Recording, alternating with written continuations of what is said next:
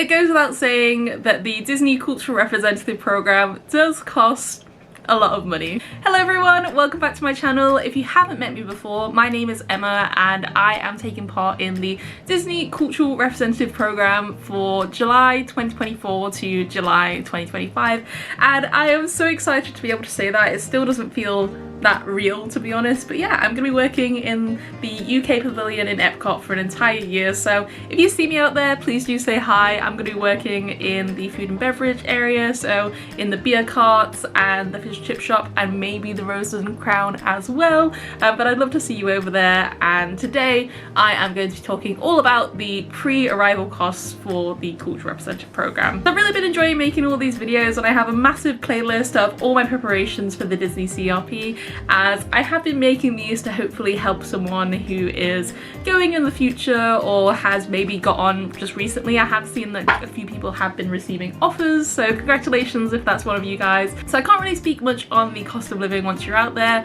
They do advertise the different fees for the accommodation, but I guess later down the line I can make a video about how much it costs when you're actually out there, but these are going to be your pre-arrival costs that you need to consider.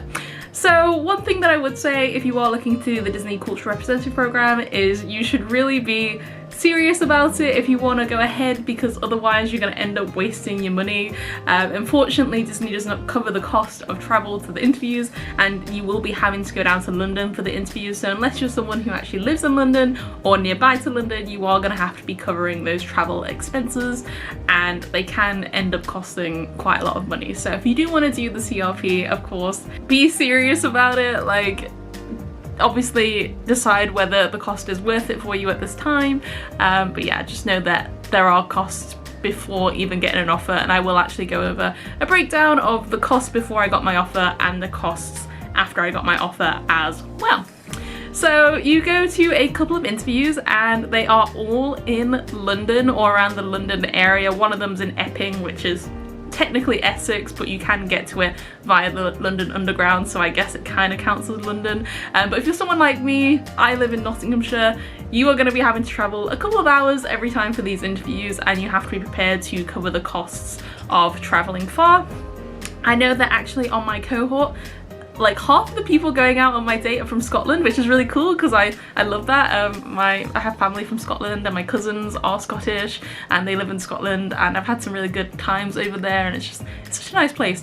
But yeah, if you're from Scotland you might have to fly, or if you're from sort of Northern Ireland you might have to fly as well, so just take that into consideration. So these are all going to be my personal costs pulled from my bank statements and my emails that I've been able to find, and these are for someone who is from the Midlands, from Nottingham. So maybe if you're up north it might cost more for travel, if you're down south it may cost less, although if you're off in Cornwall or somewhere it may end up costing more. So just consider that when I go over the travel expenses they may be different depending on where you're from, so just take that into consideration. Tried my very best to go and jot down everything that I think has cost me money in terms of the CRP, but if I do miss anything I will put them down in the description.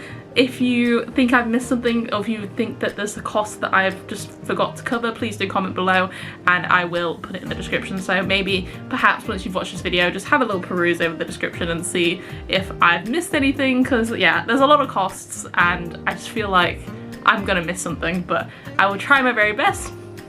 Also, just a disclaimer, this is all the very basic minimum costs for everything, and you are very likely to have to pay even more for just the little hidden costs, or like travel costs, or like the costs of being away from home, unless you bring your own like lunches and stuff. So, you know, you have to consider things like food and drink.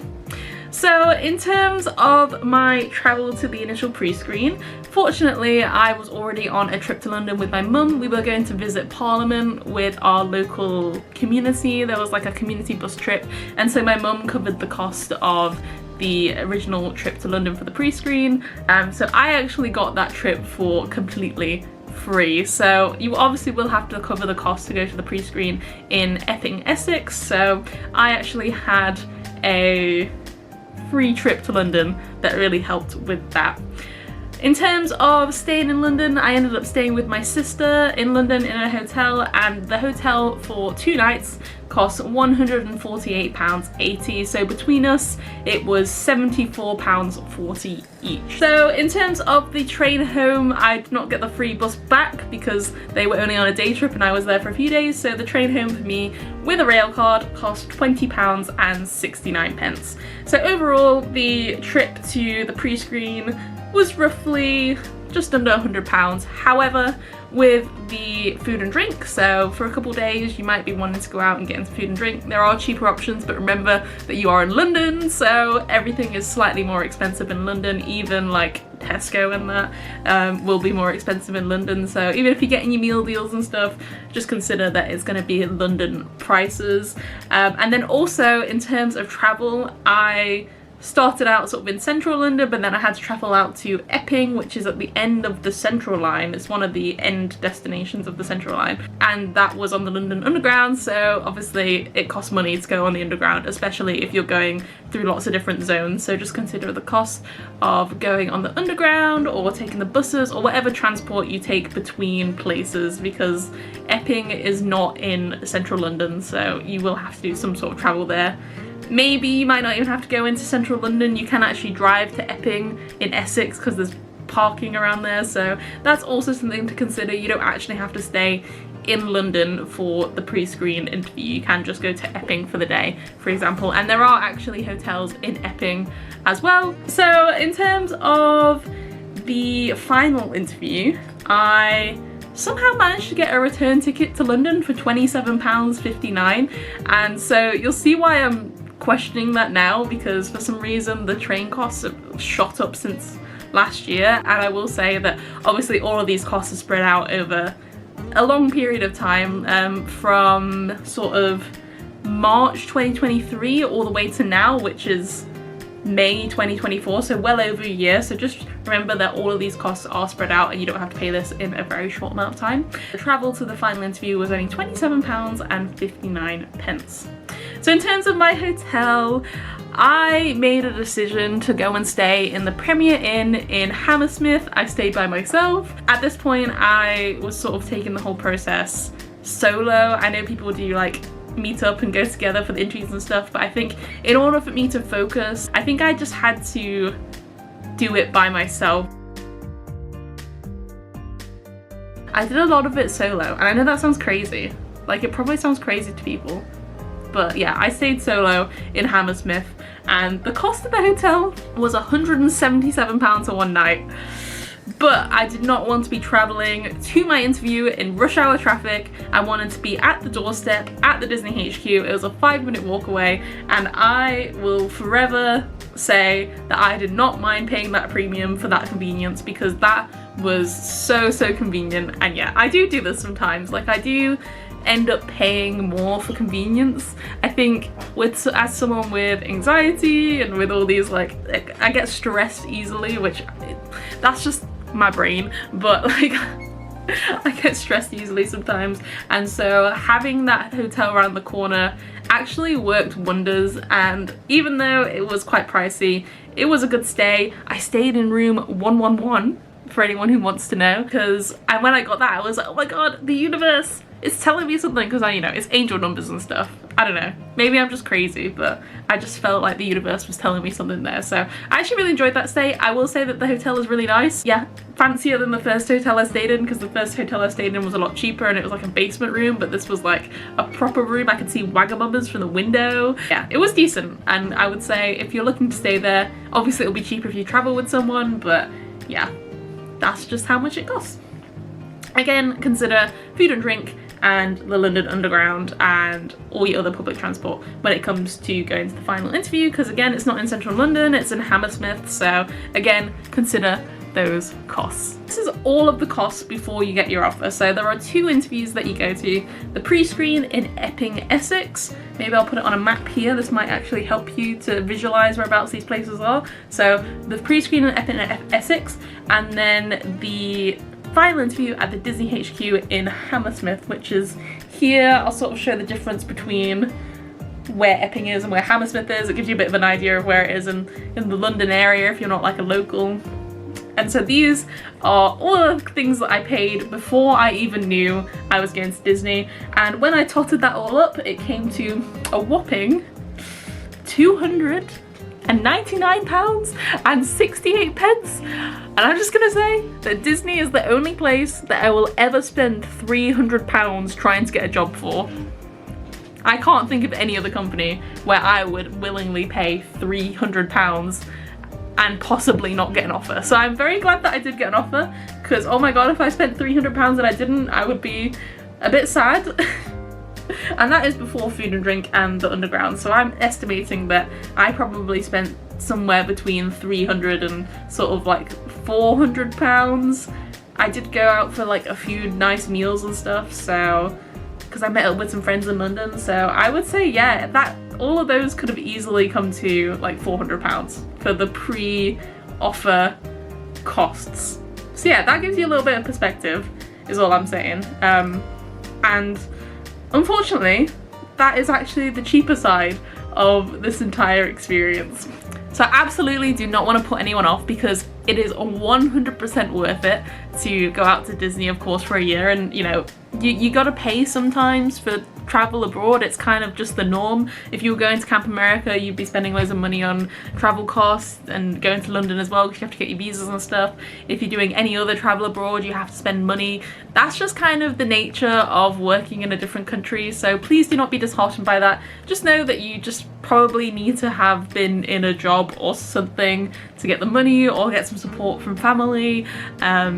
I know for a fact that if I did this coming out of university, I think I would be so broke, because, you know, Disney, well, being a student makes you broke, let alone paying for Disney. So yeah, I would say hopefully you're in a job and hopefully you can get these funds and save, because yeah, it ain't cheap.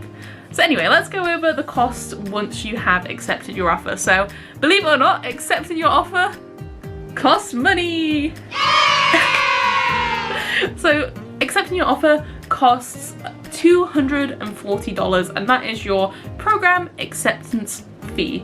So that roughly equates to £188 according to Google at this exact time. Of course, conversion rates are different depending on when you pay it, but it's roughly £188, and I'm pretty sure this covers the first week of rent as well as the entire year's activities. So I think everyone pays the same program fee regardless of whether you stay for 1 year or go for 3 months. So actually you're probably getting more for your money if you're staying for the entire year. But Disney actually hold events throughout the year. They do classes, they do like Q&As, and like they have speakers come in who are people who are Disney professionals, and they do like movie nights, and they give you loads of freebies. But it all kind of comes under that acceptance fee, and to be honest, I can understand why it's that much, because it covers your rent for the first week, I'm pretty sure, and it covers the cost of activities.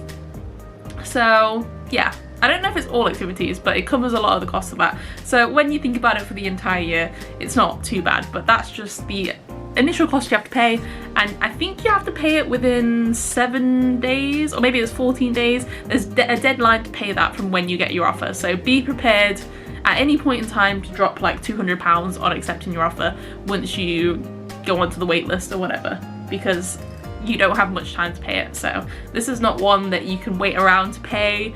You gotta have that money there and then to pay for it, because yeah, that's how you accept your offer. So as well as that, you have the DBS application fee.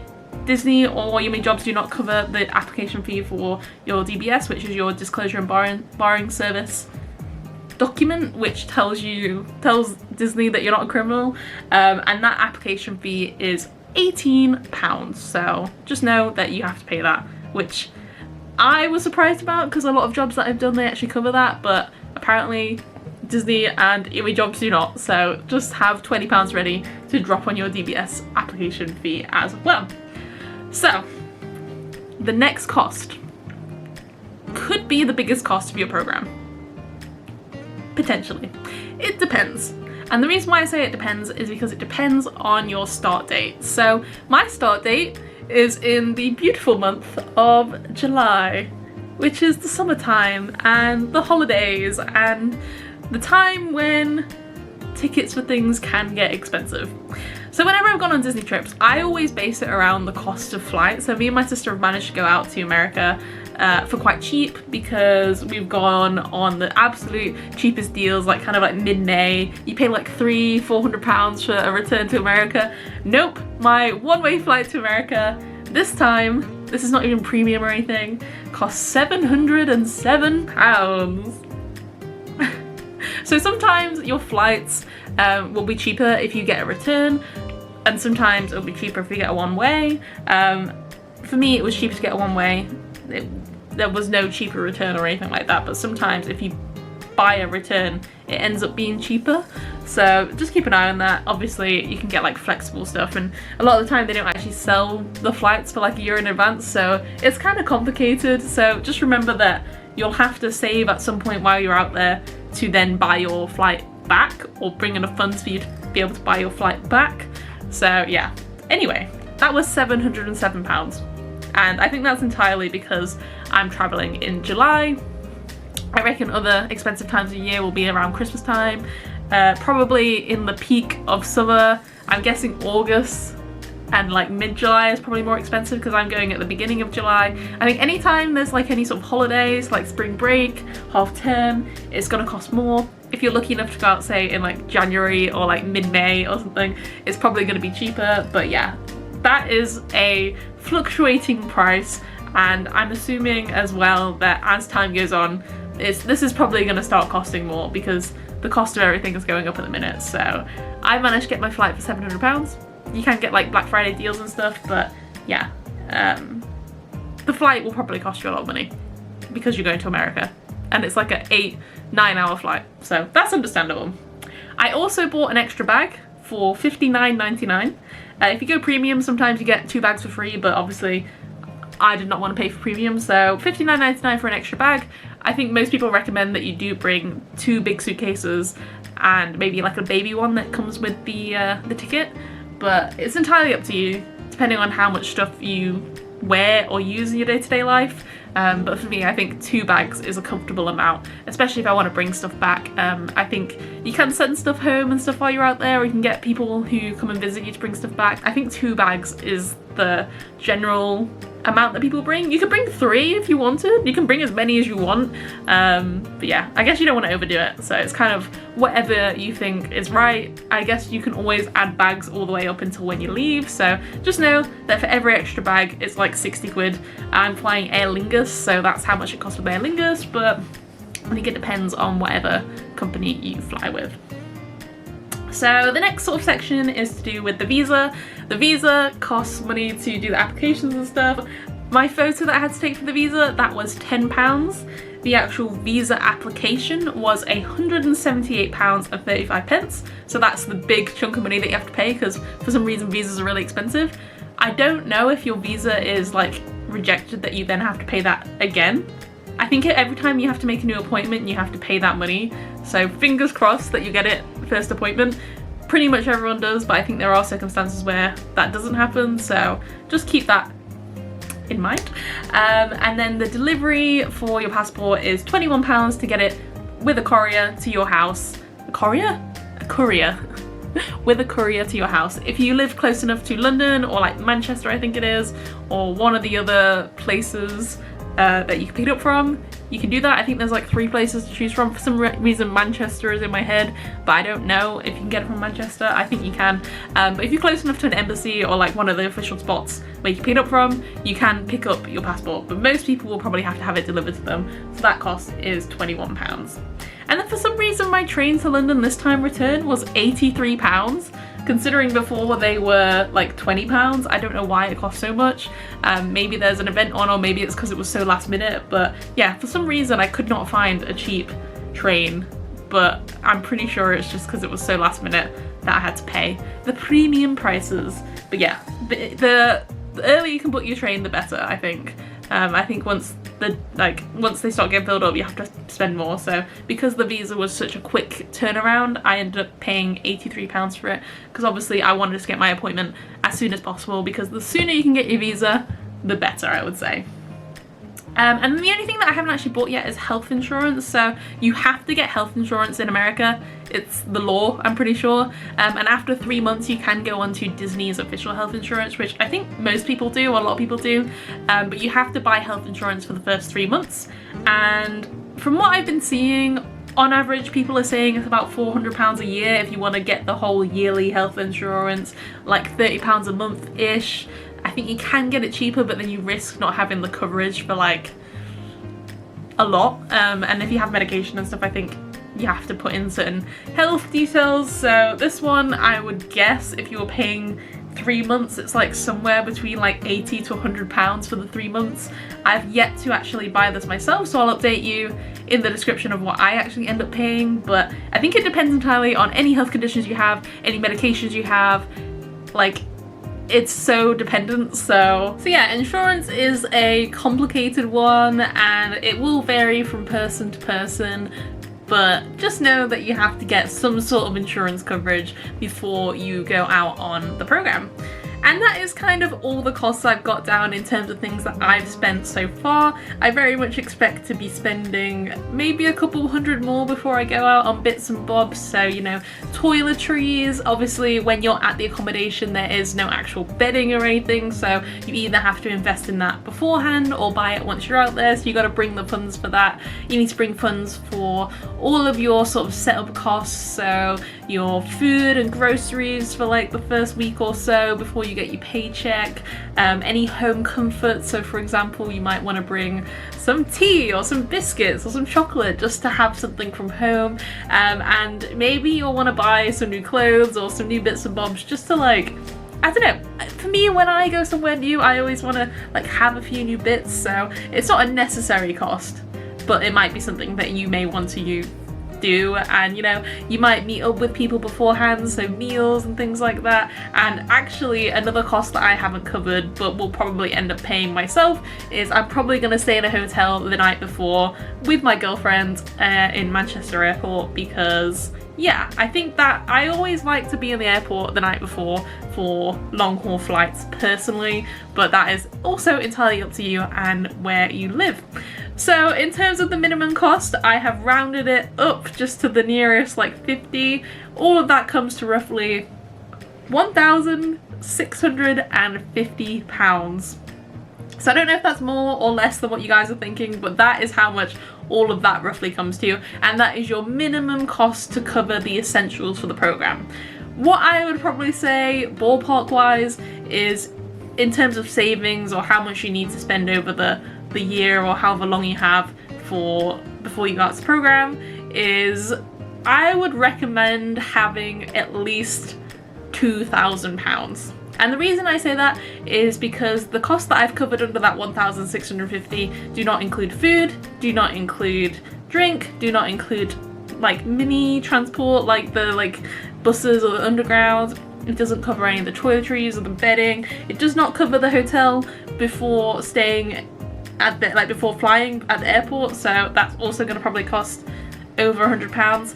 It doesn't cover the cost to the airport, so I reckon by the time on the day that I fly out, I would have spent at least £2,000. So that's kind of a general number. I would say even go as high as making sure you've got at least £2,500. But it's entirely up to you and your budget, what you want to bring with you, how much contingency or extra you want in case of emergencies or in case of any little extra costs. But all of these things cost money, and I would say personally the minimum I think that you need to have saved or like save over the year, because of course I don't think I had like the 2,000 lump sum in one, but I've been saving bits and bobs over time and then spending it. So yeah, about £2,000 is probably what you're looking at. And yeah, it does sound like a lot of money, and that's because it is a lot of money, but this is the experience of a lifetime, and you obviously make that money back when you're out there because you're getting paid, I think it's like $17 an hour or something like that. So you'll make the money back quickly enough. Of course, you will be spending money on the accommodation as well, but I think when people go on this experience, they're not going out there to make a ton of money. Like if I wanted to make a ton of money, I'll just stay at home and work my job, but you know, Not that it makes a ton of money, but like I would be having more disposable income where I am now than going to America. But it's about the experience, and it's about going out there, making those magical moments for guests, having that something on your CV that's just going to be like, hey, I've done this really awesome thing. For personal growth, it's really great to go abroad, because I found that when I lived in Canada, that really developed me as a person. So for example, if you've never lived abroad before, it's just such a great experience. So yeah, don't let any of the money ever deter you. I feel like with the cost of living and stuff right now, it's kind of difficult to say whether it's affordable for some people, whether it's not. Unfortunately, there's not really much you can do to help cover those costs. They are entirely on you. So I would just say, if you're super serious about it, just get saving, crack down, try your very best. Most of us are going out there completely broke after spending all these costs, but and spending all this money and all these costs. I think a lot of people say that they don't have much by the time they get out there, but again, it's all about the experience. So if it is for you, then it is for you, and you can make your dreams come true. Very cheesy, I know, but Disney makes me cheesy, you know? I'm gonna be that little cheesy cast member. Your little millennial cast member. Well, it's weird because I'm not a millennial, I'm a Gen Z, but I'm like the top end of the Gen Z because I was born in 97, so I'll be your millennial, Gen Z, zillennial, cheesy Disney queen, because yeah, I love all those Disney classics. But yeah, that is the pre-arrival costs. I'll probably spend loads more when I'm out there, because the rent is already like $800 to $1,000 a month and things like that. So I think we're going to be going a little spending spree this year, but it's going to be a fun year, and I can't wait for you guys to follow along. I have more plans for more videos, so keep an eye on this channel. I have lots more coming, and yeah, soon there'll be some more exciting pre-arrival stuff, but right now I'm just sort of going through the Q&As and frequently asked questions and yeah, bits and bobs that I wanted to know. And then even if people aren't watching these like right now, these will be helpful for the future, so save the channel, subscribe if you're interested, because I'm going to be posting vlogs when I'm out there. But thank you so much, and I'll see you soon. Bye! I love you guys. Mwah.